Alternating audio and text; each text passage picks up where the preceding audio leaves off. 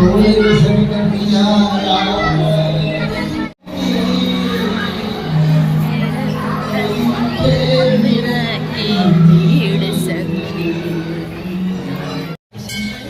हम पहुंच गए हैं अपने पास के मंदिर में, जो कि हमारे पास के 12 गांव का मंदिर है। यहाँ पे इतनी ज़्यादा भीड़ थी लड्डू गोपाल जी को झूला झुलाने की, बहुत ज़्यादा। आप देख पा रहे हैं, मतलब बहुत लंबी भीड़ थी। तो यहाँ पे लाइन में लगना तो पॉसिबल नहीं था, और हमने ज़रूरी भी नहीं समझा, क्योंकि सारे लड्डू गोपाल तो एक जैसे होते, चाहे आप मंदिर में झुलाओ या अपने घर में। और मैंने लड्डू गोपाल अपने घर में रखे हैं, तो मैं चाहती हूँ कि मैं अपने लड्डू गोपाल को झुलाऊँ, अपने लड्डू गोपाल को अच्छे से तैयार करूँ, अच्छे से नहलाऊँ, उनका सोलह श्रृंगार करूँ। तो मुझे उसी में ज़्यादा आनंद मिलता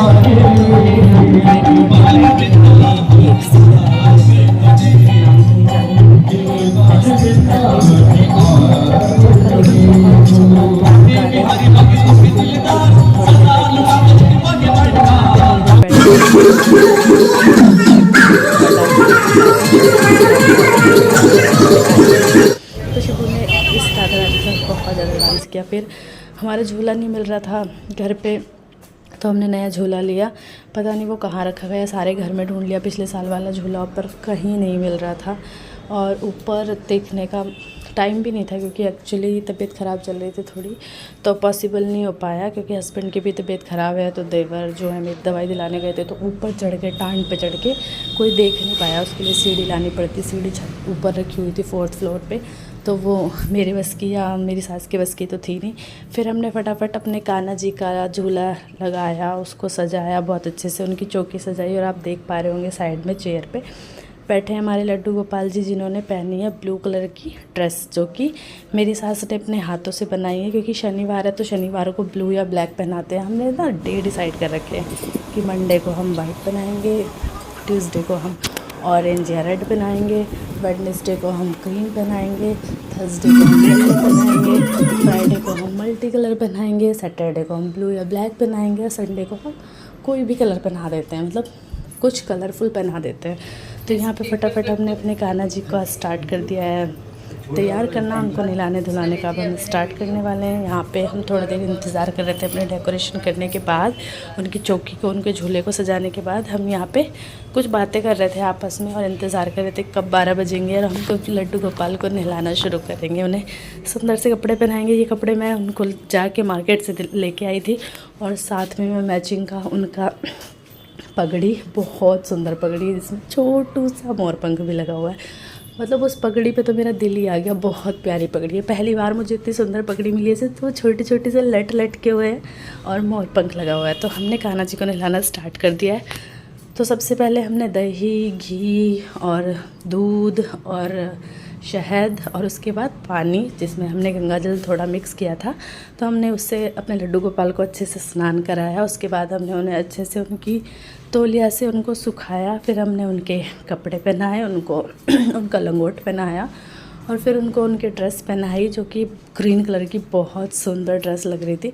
ये डार्क ग्रीन नहीं है, ये मतलब लाइट ग्रीन, कौन सा ग्रीन बताएंगे, मैं आप देख पा रहे होंगे, आपको क्लियर हो रहा होगा कौन सा ग्रीन। सेम यही कलर था जो आपको वीडियो में नज़र आ रहा है ना, सेम यही एग्जैक्ट यही कलर था।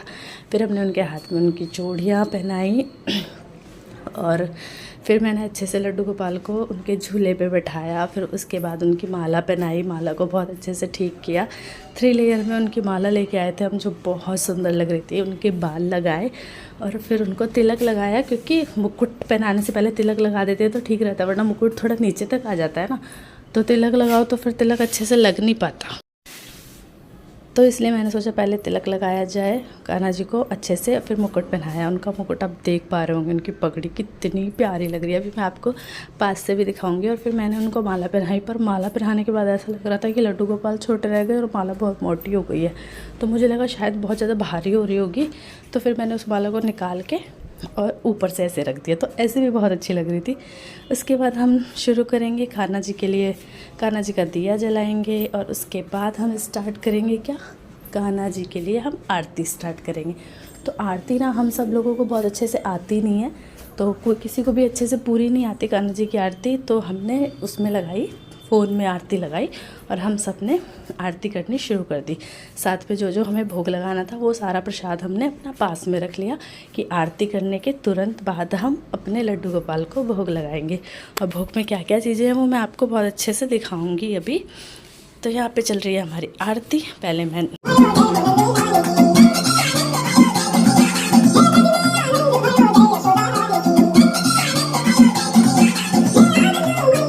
नहीं दिखा पाई हूँ। यहाँ पे हम सारे फ्रूट्स का 5 फ्रूट रखे हैं, खीरा भी रखा है। कहते हैं कि खीरे का भोग ज़रूर लगाना चाहिए और भगवान जी के भोग में तुलसी माता ज़रूर होनी चाहिए। बिना तुलसी के कहते हैं कि कान्हा जी भोग को स्वीकार नहीं करते।